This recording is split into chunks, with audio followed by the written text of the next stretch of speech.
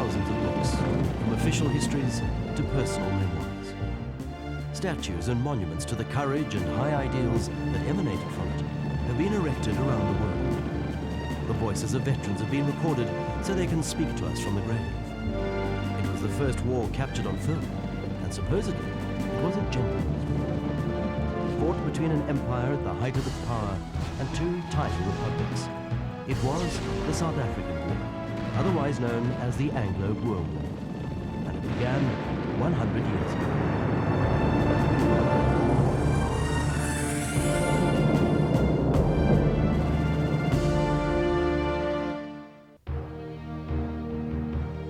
It seems an unlikely place for a pivotal event in world history, an event that marked the end of an era and forged a nation. But here at Sunspruit, just outside Volksrust, 100 years ago, 5,000 men awaited a decision that would change their lives and the lives of thousands around the world. A few days earlier, their president, Paul Kruger, had issued an ultimatum of war to Britain. At 5 o'clock on the 11th of October, 1899, the ultimatum was rejected in London, and the most powerful empire in the world was at war with the two tiny republics of the Transvaal and the Orange Free State. The soldiers of the republics surged across the border at Volksrust into what was then the British colony of Natal. They were called Boers because many of them were farmers. Their plan had been well thought out. Their main target in Natal was Ladysmith. At the time, it was the main railway centre and military headquarters in the northern part of the colony. Once in control there, they would sweep onto Durban and take the port. In the Cape, the Boers would take Kimberley, Vryburg and Mafeking. Free State commandos would strike at Colesberg, Aliwal North and Stormberg. They would then move on to Cape Town. With the ports in their hands, British reinforcements would be unable to land, and the Boers hoped Britain would then negotiate. It was a bold plan, and if carried out quickly enough, it might have worked.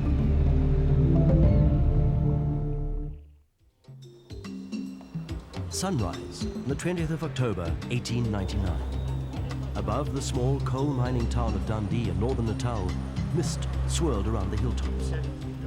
Although today Dundee has fallen on hard times with the closure of most of its mines and industries, in 1899 it was a major centre. It had its own stock exchange, and more than 300 coal mines operated in the area. Dundee coal was crucial to keeping Britain's fleet operating on the route to India. To protect this vital arm of the empire, 4,500 men under General Penn Simons were sent to Dundee to defend the town. Unbeknown to them, during the night, General Erasmus had taken up position with 4,000 men on Impati Mountain, northwest of Dundee. Using a farmhouse on the other side of town as his base, General Lucas Meyer had dragged artillery up Talana Hill. From here, the Boers had a perfect view of the British camp on the far side of town.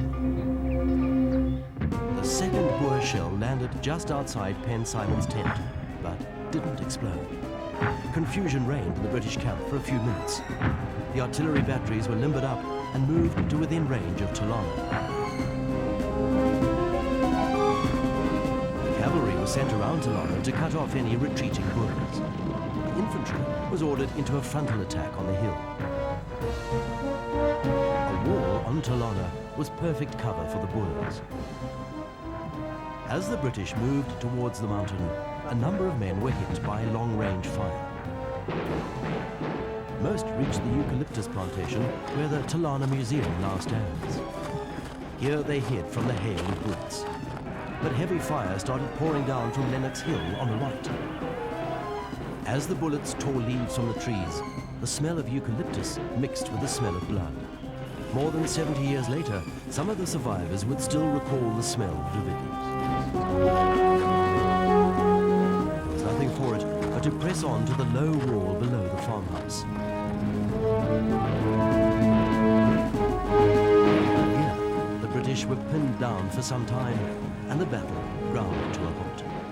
At the 200 yards, when you had to stand up with these Lee Enfield rifles and shoot, standing up, I was shooting badly at the 200 yards. But lying down and shooting at the 500 yards, I was putting on bull's eyes. Annoyed that his troops were pinned down, Pen Simons rode to where his monument now stands to urge them on.